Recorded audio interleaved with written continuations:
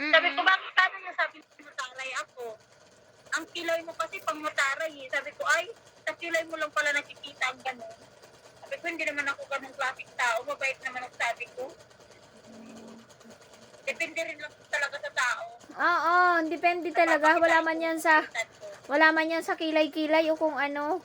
'Di ba? Oo. True.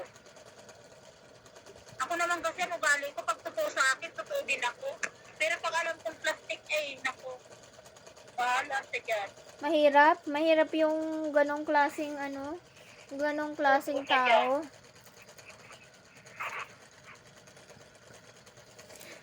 Nag-uusap-usap sila, nagpa-flash sa screen ko. Sumakit ang ulo ko talaga, lumakit ang ulo ko. Parang, Hayaan mo lang silang mag-usap-usap para magkaayos-ayos din sila. Kasi si Kataro at saka si Sabi, parang napapansin, parang malala talaga away nila. oo nga. Diba? Wala si Sawi sa GC. Na-remove nga daw siya.